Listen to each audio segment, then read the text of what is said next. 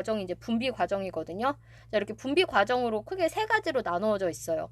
근데 사실 이게 이제 그나마 그 아까 봤었던 네프론, 사구체, 그 다음에 보먼주머니, 요쪽 그 아까 혈관이 막 꼬여 있었죠? 그거를 그래도 간단하게 이제 그린 그림인데 요걸로 좀 설명하기가 우리가 좀 어려우니까 그냥 좀 간단하게 이제 모식적으로 한번 그리면서 설명을 해보도록 할게요.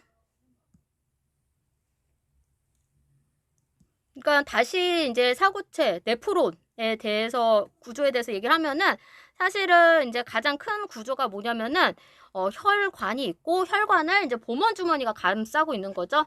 그래서 그거를 갖다가 교과서 182페이지에 있는 그림으로 좀 간단하게 그려볼게요. 자, 그래서 맨 처음에 혈관을 먼저 그리겠습니다. 그리고 이 혈관, 예, 이렇게 그리고 지금 보면은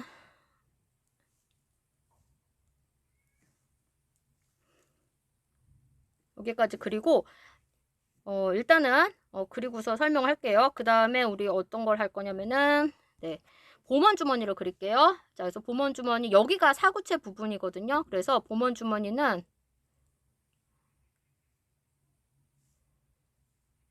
이렇게 주머니로 예, 이렇게 감싸고 있는 거. 그 다음에 보먼 주머니 밑에 바로 이제 세뇨관이 있죠. 자, 그러면은 세뇨관이 이렇게 이어져서 나갔는데, 자, 그 세뇨관을 또 아유, 그림이 너무 못 그렸네요. 자, 그 세뇨관을 뭐냐면은 모세혈관이 감싸고 있습니다. 그래서 이런 식으로 우리가 간단하게 예, 그리도록 할게요.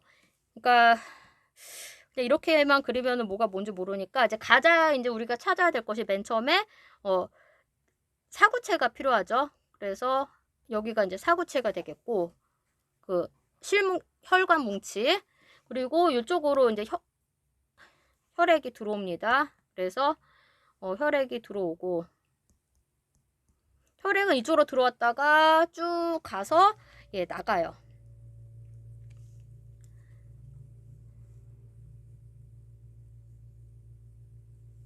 자, 그 다음에 보시면은 여기가 사구체를 감싸고 있는 게 바로 여기가 바로 예, 보먼 주머니가 된다라고 했었죠. 자, 보먼 주머니.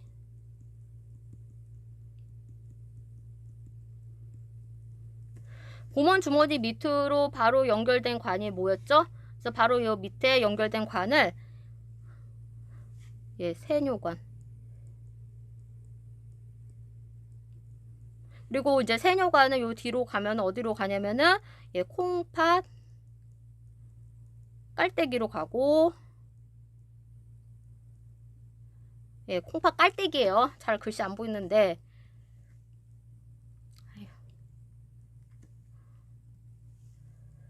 콩팥 깔때기로 가고 콩팥 깔때기는 이제 어디로 가냐면은 오줌관으로 가죠. 자, 그거는 이제 그렇게까지 생각을 하고 자, 지금 이제 오줌이 만들어지는 과정을 보도록 할게요. 그러면 이제 혈액을 통해서 처음에 이제 여러 가지 물질들이 와요. 자, 아까 만들었던 물질이 뭐가 있냐면은 뭐 요소도 오고 그 다음에 혈구, 적혈구, 뭐 백혈구 알죠?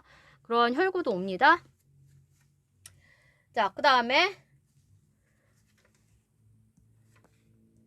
우리 혈액으로는 온갖 물질들이 다 다니니까 이제 단백질도 있고 지방도 있어요. 그리고 뭐 포도당, 단백질이 분해된 형태인 아미노산, 예, 그러한 것들이 다 이제 와요.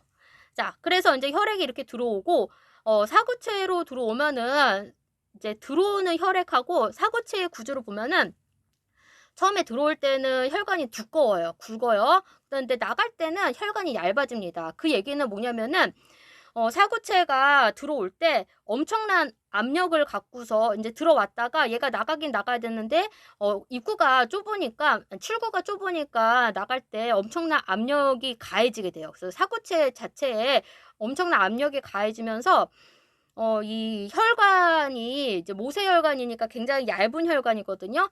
그래서 이쪽으로 어떤 일이 생기냐면은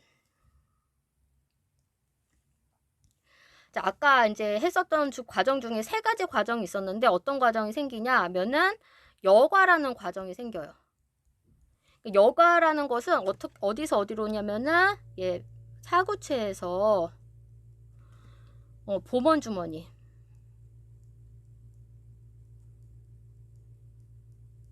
자, 사구체에서 보먼 주머니로 여과가 됩니다. 그래서 아까 얘기한 것처럼 엄청난 압력으로 오고 얘를 갖다가 쭉 잡아 째는 거야. 이게 잡아 째면은 그냥 어떻게 생각하냐면은 여러분들 그 우리 혈관이 한 얇은 망이 있는 관? 그러면은 그냥 제가 적절한지 모르겠지만 이제 스타킹 같은 거를 생각을 해보세요. 그러면은 스타킹에다가 어떤 물질을 막 다 집어넣고서 얘를 갖다가 쥐어 쫙 짜요. 그러면은 그 중에서 크기가 작은 애들은 빠져나오겠죠. 예, 그래서 이렇게 쭉 크기가 작은 애들이 빠져나오는 것이 바로 여과가 되겠습니다. 그래서 어떤 물질들이 빠져나오냐면은 여기 보시면은 일단은 이제 뭐 물이 나오겠죠. 물이 이렇게 쭉 짜여져 나와요. 그 다음에 크기가 작은 애들이 이제 포도당, 우리 소화했을 때 포도당 같은 애들은 굉장히 크기가 이제 분해됐으니까 작겠죠. 자, 그 다음에 요소도 예, 작아요. 그래서 요소가 이쪽으로 이렇게 빠져나오게 되겠습니다. 그리고 뭐 참고로 더 얘기하면은 단백질이 분해된 아미노산, 그 다음에 뭐 무기염류, 즉 다시 얘기를 하면은 얘네들은 크기가 작은 것들이에요. 그래서 크기가 작은 것들이 예, 여과가 됩니다. 자, 그리고 이제 아까 얘기했지만 작은 애들은 빠져나오지만 이 중에서 이제 얘네들 여러 가지 아까 것들 중에서 지금 이렇게 놓으면 헷갈리니까 얘는 이제 요소는 당연히 빠져나와요. 얘를 잡아내기 위해서 요런 과정이 일어나는 겁니다. 이제 미리 얘기를 하면은 결론을 얘기를 하면은 근데 이제 지방이라든지 단백질이라든지 그 다음에 혈구 얘네들은 크기가 크니까 모세혈관에 걸려서 빠져나오지 못해요. 자, 그래서 이제 이쪽 보먼 주머니로 쌓이는 애들은 바로 뭐가 될 애들이냐? 장차 오줌이 될 애들이에요. 그리고 여기 이제 혈관으로 가는 애들은 여과를 시켜주면서 작용하지만 그래도 다시 이제 몸속으로 들어가는 예, 그러한 루트가 되겠습니다. 자, 그래서 일단은 이제 다 빠져나와. 그러면은 이제 어떤 일이 생기냐면은 이상하죠. 왜냐면 뭐 물은 필요하기는 하겠고 원래는 요소 요놈을 잡아내야 되려고 하는데 아까운 포도당이라든지 아미노산 이런 것들이 이렇게 빠져나가요. 그러니까 너무 아깝죠? 그러니까 어떤 일을 하냐면은 아이고 아까워 그러면서 다시 그 세뇨관에서 그 아까 그림을 보면은 이 세뇨관과 모세혈관이 서로 감싸고 있잖아요. 그러면서 이 감싸면서 재흡수 과정이 일어납니다.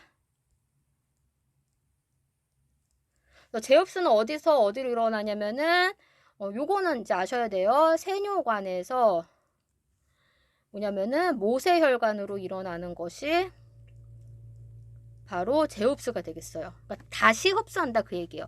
그러니까 누가 재흡수되는지를 아셔야 돼요. 아까운 애들 재흡수돼야 되겠죠? 예, 포도당 우리가 어떻게 해서 만들어낸 건데 예, 포도당 아이고 아까워 하면서 건져내요. 쓱. 그다음 또 뭐도 건져내냐면 사실은 이제 그 단백질의 형태 단백질이 이제 분해된 형태인 아미노산도 예, 얘를 갖다 재흡수합니다. 그래서 얘네들은 이제 아까운 애들이죠. 그러니까 100% 다시 재흡수해요. 다시 혈관에서 가져가요. 왜냐면 이쪽은 이제 오줌이 될 애들이다 라고 그랬었죠. 그리고 물도 같이 일단은 물을 다 빠져나가면 안 되잖아요. 기껏 우리가 물 먹어서 생명 유지하는 데 필요한데 그러니까 물도 다시 재흡수를 해요. 한 90% 정도 다시 재흡수해요.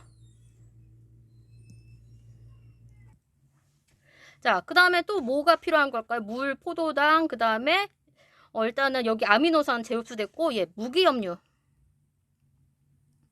얘도 버리면 안 되죠. 얘 뭐 칼슘이라든지 뭐 칼륨이라든지 자 얘네들도 다시 재흡수를 해요. 90% 정도. 근데 여기서 오지 않아도 될 애가 사실 또 흡수가 돼요. 이게 요소가 한 절반 정도는 다시 이쪽 혈액 속으로 쏙 들어가 버려요. 원리는 이제 농도 차에 의해서 확산이라고 하는데 이거는 이제 뭐 불가항력적으로 어쩔 수 없이 필요 없는 애들도 들어오는 거예요. 자, 근데 여기서 포도당이 제대로 흡수가 만약에 안 된다라고 하면 어떻게 될까요? 오줌이 바로 이제 그 보머주머니를 통해서 포도당이 그냥 빠져나가겠죠? 그러면은 오줌에 포도당이 나와요. 그러면 오줌에 포도당이 섞여서 나오게 된다라고 하면은 오줌에 당이 있으니까 우리가 이제 그걸 뭐라 그러냐면은 당뇨병이라고 합니다. 그래서 포도당이 다시 재흡수가 되어야 되는데 이게 재흡수가 되지 않고 바깥으로 나와서 오줌에 당이 있게 되는 경우를 우리가 뭐라 그러냐면 당뇨병이라고 하고, 아미노산이 재흡수가 안 되고 오줌으로 배출될 때가 있어요. 그래서 그랬을 경우에는 이제 단백뇨라고 해요. 자, 그리고 그거는 이제 참고고, 우리가 이제 다시 알아야 될 것은 또 뭐가 있냐면은 분비가 있습니다. 아까 쓸데없는 막 요소가 자꾸 끼어 들어오잖아. 얘를 끝까지 우리는 잡아내야 돼요. 그래서 분비는 어디서 어디로 일어나냐면은 다시 모세혈관에서 세뇨관으로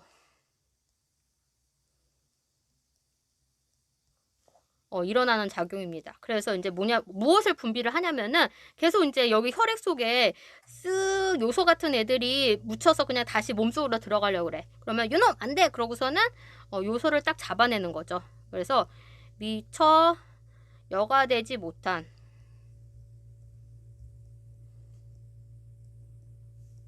노폐물, 그 노폐물이 바로 뭐다?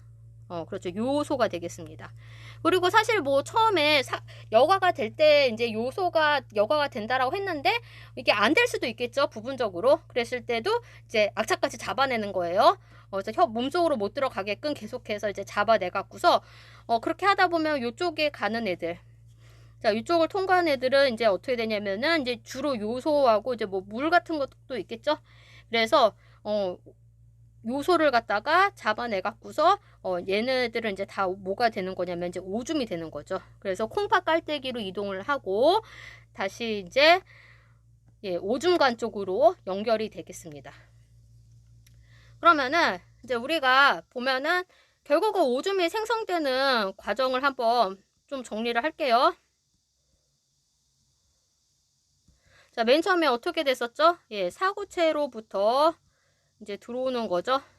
자, 그 사구체에서부터 혈액이 들어왔을 때 보먼 주머니로 이렇게 억지로 이제 쫙 쥐어짠다라고 그랬어요. 그러고서는 쥐어짜여서 뭐 여기서 재흡수되고 분비되고 이제 막 난리를 치는 거죠. 결국은 이 과정이 더 어디냐면 뭐 세뇨관에서 일어나는 거죠. 자, 그래서 세뇨관에서 일어나다가 어떻게 되냐면은 콩팥 깔때기로 갑니다.